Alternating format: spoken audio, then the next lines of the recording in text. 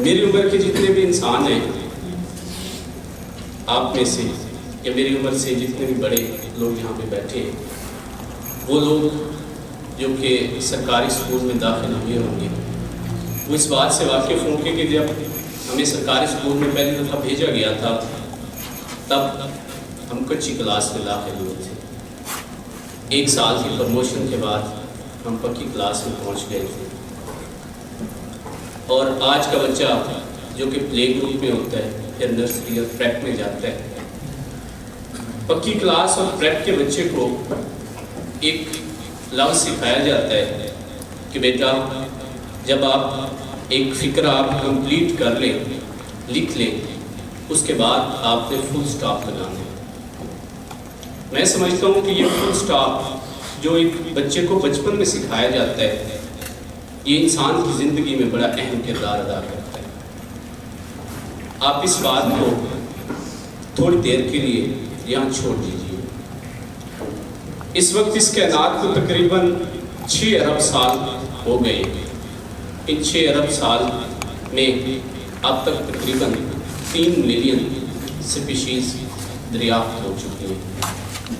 ان 3 million species میں سے صرف 2 مخلوقات ایسی ہیں جنہوں نے وقت کے ساتھ اپنے آپ کو تبدیل کیا۔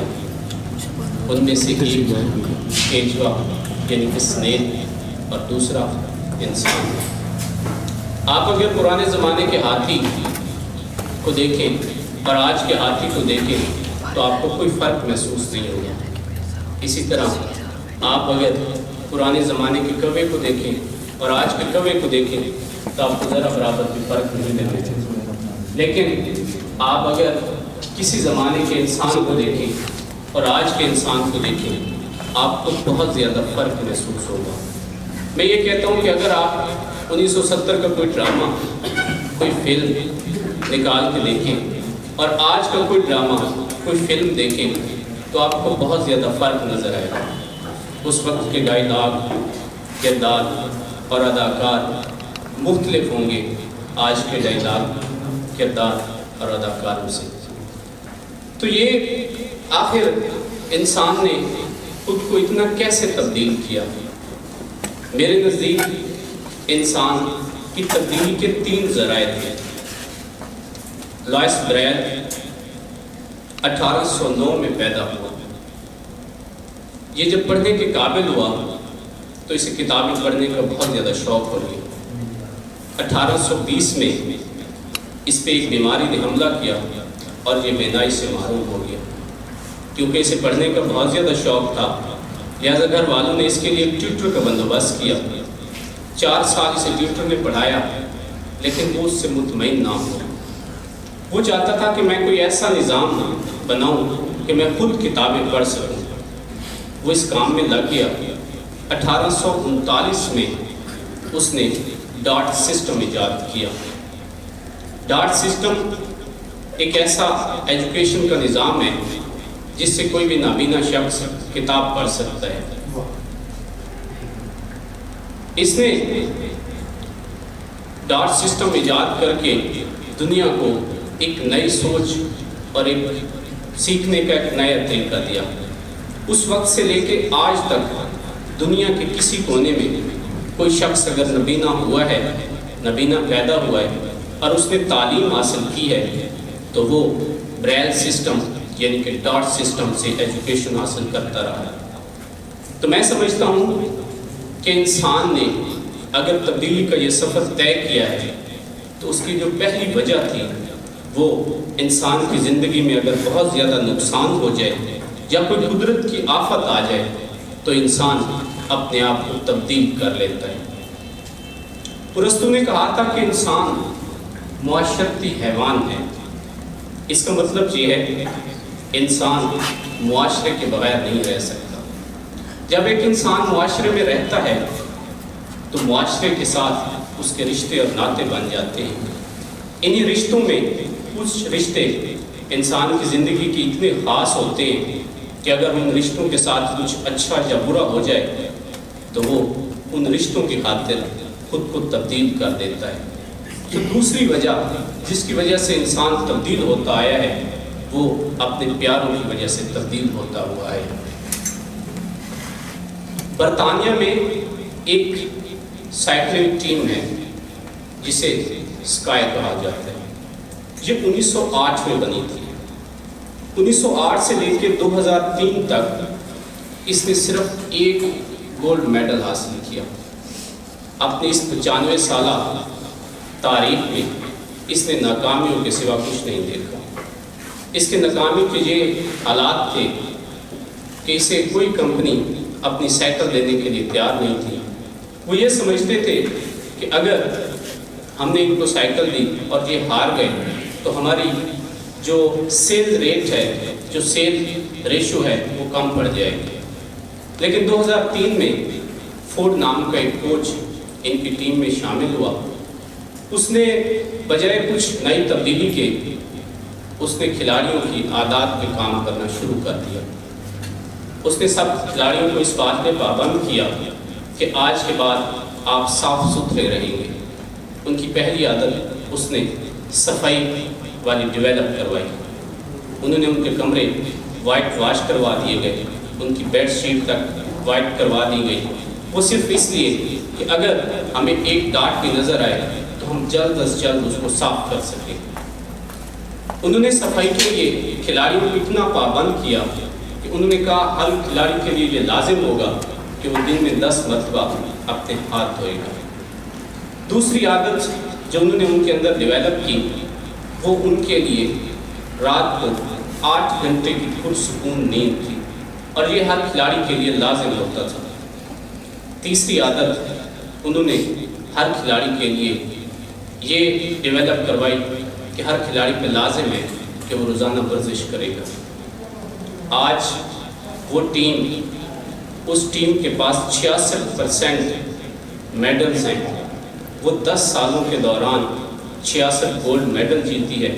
اس نے 7 ورلڈ ریکارڈ بنائے اور 9 دفعہ اس نے اولمپکس میں کامیابیاں حاصل کی ہیں۔ تیسری وجہ جس کی وجہ سے انسان اپنے آپ کو تبدیل کرتا رہا ہے وہ اس کی عادت ہے۔ پہلی جو 2 وجوہات تھیں اس میں فطرت کا عمل دخل تھا، لیکن جو آخری وجہ ہے اس میں فطرت کا عمل دخل نہیں ہوتا۔ اس میں انسان خود اگر چاہے تو وہ تبدیل کر سکتا ہے۔ اب سوال پیدا ہوتا ہے کہ عادت کیا ہے؟ وہ کام جو آپ انکانشیس مائنڈ سے کرتے ہیں، لاشعوری ذہن سے کرتے ہیں، وہ آپ کی عادت ہے۔ چارلس اپنی کتاب دا پاور آف ہیبٹ میں لکھتے ہیں کہ ایک انسان روزانہ تقریباً 40 سے 45% تک اپنی عادتوں کو دوہرا کے کام کرتا ہے۔ اس کا مطلب یہ ہے کہ آپ اپنے روزانہ کے معمولات میں 40 سے 45% کام انکانشیس مائنڈ سے کرتے ہیں، اور یہ عادت 21 دن میں ڈیولپ ہوتی ہے۔ اٹامک ہیبٹ بہت عادت کے حساب سے بہت اچھی کتاب ہے۔ جیمز کلیئر اس میں عادت کو 4 حصوں میں ڈیوائڈ کرتے ہیں۔ پہلا حصہ قلوب یعنی کہ اشارہ، دوسرا حصہ کریونگ یعنی کہ دل کی خواہش، اور تیسرا حصہ ایکشن یعنی کہ کام، اور چوتھا حصہ وہ کہتے ہیں کہ نتیجہ یعنی کہ رزلٹ۔ ایک مثال سے سمجھانے کی کوشش کروں گا۔ فرض کیجئے کہ ایک آدمی روزانہ شام کو 8 بجے چائے پیتا ہے، یہ اس کی عادت ہے۔ 8 بجے کا وقت ہوگا، یہ ایک اشارہ ہے۔ اس کے دل میں چائے کی خواہش ہوگی، یہ کریونگ ہے۔ وہ چائے پیے گا، یہ ایکشن ہے، اور چائے پی کے وہ لطف اندوز ہوگا، یہ اس کا نتیجہ ہے۔ آپ اگر اپنی عادت کو بہترین طریقے سے ڈیولپ کرنا چاہتے ہیں اور اپنی عادتیں خوبصورت بنانا چاہتے ہیں اور بری عادتوں کو چھوڑنا چاہتے ہیں تو آپ کو یہ کتاب لازمی پڑھنی چاہیے، atomic habit by James clear. اگر آپ اسے اردو میں پڑھنا چاہتے ہیں تو ایٹمی عادات کے نام سے یہ کتاب ہے۔ اگر آپ اتنا بھی نہیں کر سکتے تو کم از کم آج گھر جا کے آپ نے گوگل کے اوپر the summary of atomic habit لکھنی ہے اور 5 یا 10 منٹ کی اس کی سمری ہوگی، وہ سن لیجئے گا۔ انشاءاللہ یہ کتاب آپ کی زندگی پر گہرے اثرات چھوڑے گی۔ ابھی تک آپ اگر عادت کو نہیں سمجھ سکے ہیں، خاص طور پر اسٹوڈنٹ، اور ابھی بھی انہیں سمجھ نہیں ہے کہ ہم عادت کو کیسے اپنائیں اور اپنی بری عادتوں کو کیسے چھوڑ دیں، میں سمجھتا ہوں کہ اگر آپ اپنی زندگی میں فل سٹاپ لگانا سیکھ جاتے ہیں تو آپ کی اچھی عادتیں خود بخود ڈیولپ ہونا شروع ہو جاتی ہیں۔ آپ نے گھر جا کر آج ایک کاپی اور پین سے لے کر اپنی ان باتوں، ان عادات کو لکھنا ہے جو آپ خود سمجھتے ہیں کہ وہ ان میں سے کسی ایک کا انتخاب کرنا ہے، اور پھر اپنے آپ کے ساتھ تہیہ کرنا ہے کہ میں اپنی اس عادت پہ جو کہ بری ہے فل سٹاپ لگا رہا ہوں۔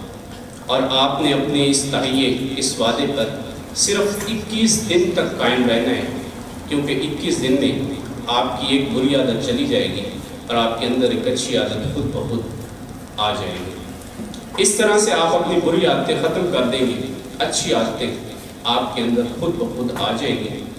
رابرٹ اپنی کتاب دی سیکرٹس آف ایج میں لکھتے ہیں، اگر آپ اپنی زندگیوں میں روشنیاں لانا چاہتے ہیں تو پھر اپنی زندگیوں میں اندھیروں کا خاتمہ کریں، کیونکہ روشنی تبھی نظر آتی ہے جب اندھیرا نہیں ہوتا۔